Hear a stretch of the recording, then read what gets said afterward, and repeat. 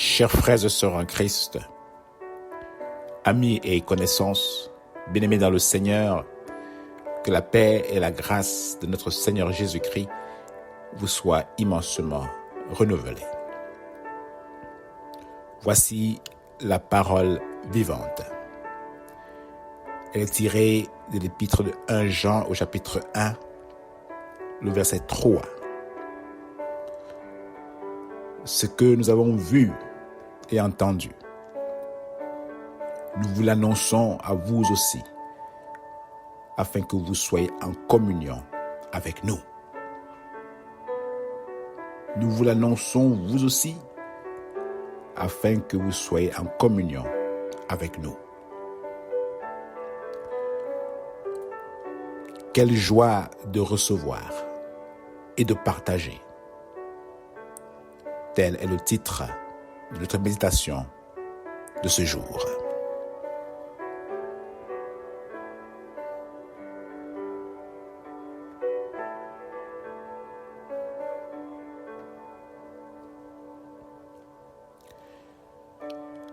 Le nerf de la guerre dans le monde où nous vivons, c'est l'accès à l'information. Pas l'accès à n'importe quelle information, mais à la bonne information. Celui qui a accès à la bonne information est sur la route du succès.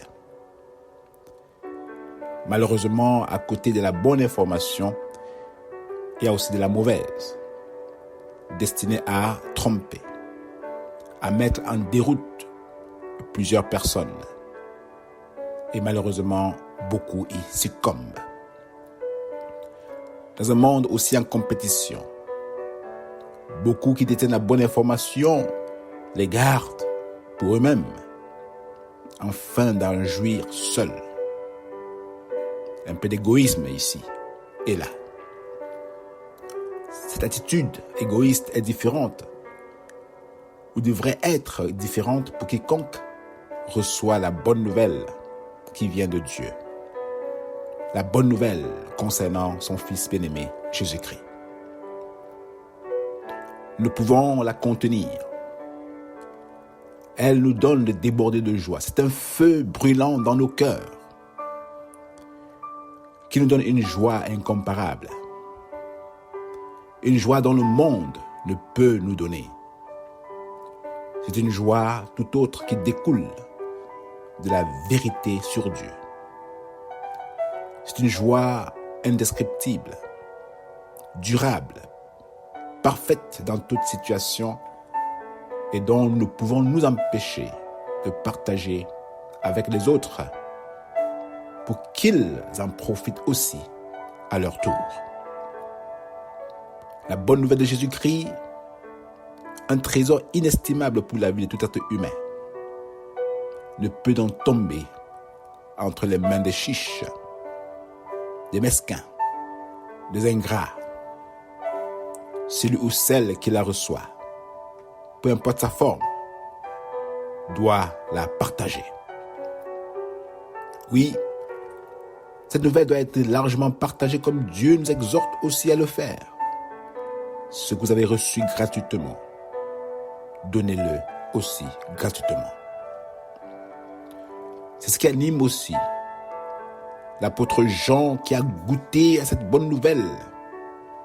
Il ne peut la garder pour lui-même, mais de partager la joie qui en ressort, afin qu'ensemble, nous aussi, nous joignons en lui pour nous en réjouir. Et voilà ce qu'il va dire par rapport à ce qu'il a reçu.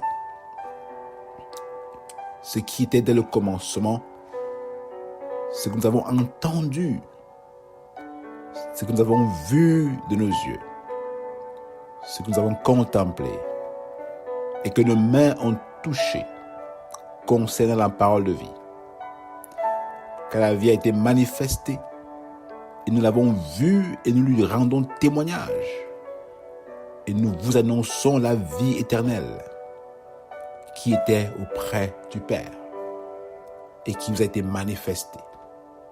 Ce que nous avons vu et entendu, nous vous l'annonçons à vous aussi, afin que vous aussi soyez en communion avec nous. 1 Jean 1, verset 1 à 3. J'en finira en disant que nous vous écrivons ces choses afin que notre joie soit parfaite, afin que vous y participiez aussi, car vous aussi avez droit. Une joie parfaite ne se retrouve en rien d'autre que la personne de Jésus-Christ. Tu y as droit, mon frère, ma sœur. Nul ne doit t'empêcher et ne peut t'empêcher à y avoir accès. Nos richesses, quelles que soient-elles, quelle que soit leur quantité, nous procureront jamais cette joie que donne Christ. Bref, il n'y a rien de parfait dans ce monde qui puisse satisfaire toutes les dimensions de notre vie, qu'elles soient matérielles, spirituelles, socio-économiques, si ce n'est pas Jésus-Christ lui-même dans nos vies. Jésus, lui est à dire, il t'a dit, n'est-ce pas, dans sa parole, que tant que nous boirons l'eau de ce puits, nous aurons toujours soif. Mais lorsque nous boirons de l'eau qui vient de lui, nous n'aurons plus jamais soif. C'est lui la source d'eau intarissable. Et s'il habite en nous, et nous en lui, nous sommes sûrs que nous sommes comblés. Et il fera aussi de nous des sources d'eau vive, des sources de bénédiction. Nous n'irons plus nous abreuver ailleurs. Mais c'est les autres qui viendront vers nous.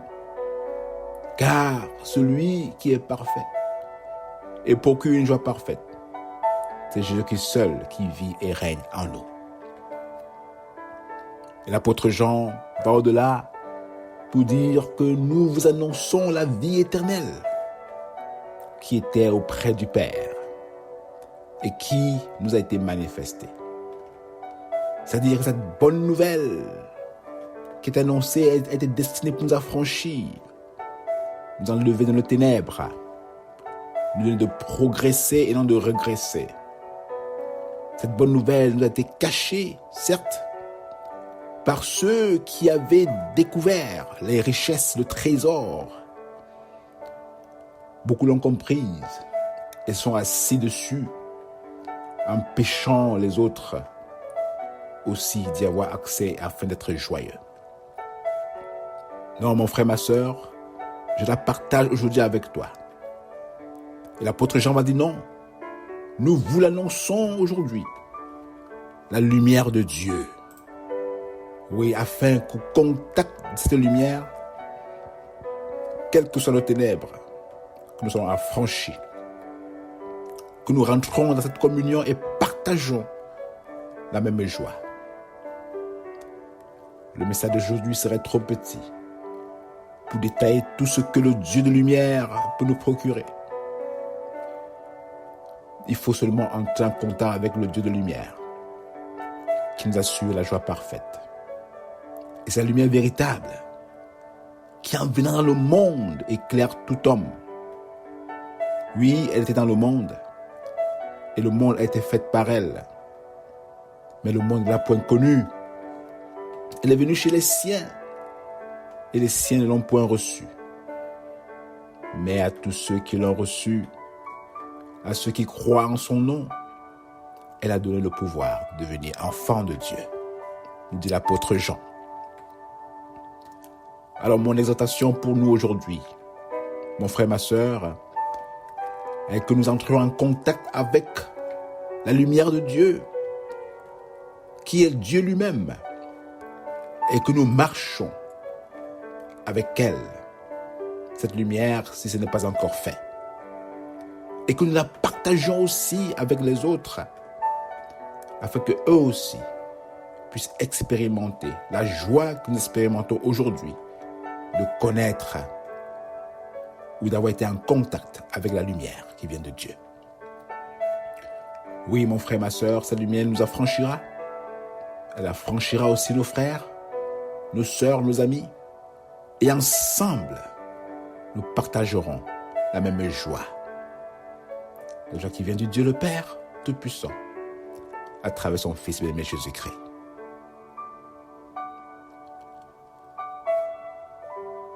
Prions.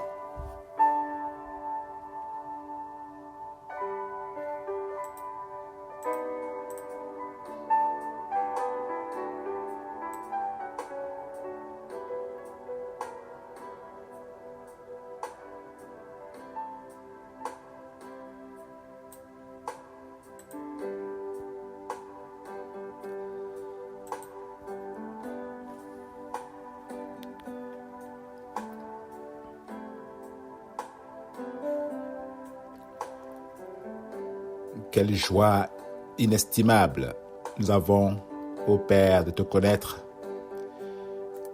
ton Fils bien-aimé Jésus-Christ et d'expérimenter l'action efficace de ton Saint-Esprit dans nos vies. Tu es le Dieu de lumière, en qui il n'y a point de ténèbres.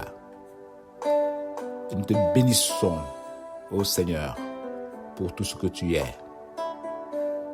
Béni sois-tu qui trouves toujours le moyen de nous parler pour que nous ayons la bonne information sur toi, qui va nous affranchir et nous donner d'expérimenter une joie parfaite en ton Fils Jésus-Christ. Ô Père, alors que nous la recevons et qu'elle nous brûle, et qu'elle nous illumine, et qu'elle nous éclaire, et qu'elle nous ouvre les yeux, donne-nous de ne pas garder cette joie pour nous seuls, mais de la partager avec un frère, une sœur, pour qu'ensemble, nous nous réjouissions en toi. Ô Père, mets devant nous les possibilités, les moyens, la force, le courage pour oser ouvrir nos bouches et partager la bonne nouvelle de Jésus-Christ, la bonne nouvelle qui donne la vie éternelle en tous ceux qui entrent en contact avec elle. Merci de le faire au-delà de ce que nous te demandons en ce jour. Au nom de Jésus-Christ. Amen. Sois béni mon frère, sois béni ma sœur, et passe le mot, afin que d'autres aussi puissent expérimenter la joie de connaître Jésus-Christ. Sur ce, je prie, n'est-ce pas, qu'il vous bénisse, qu'il vous donne de passer une très belle journée, qu'il vous fortifie dans toutes vos œuvres à travers lui, et qu'il vous donne d'expérimenter au-delà de vos attentes la joie inestimable de le connaître. Que la paix, la grâce et les bontés immenses de Dieu restent et demeurent avec vous. D'ici à la prochaine édition, je vous souhaite de passer une belle journée en Jésus-Christ.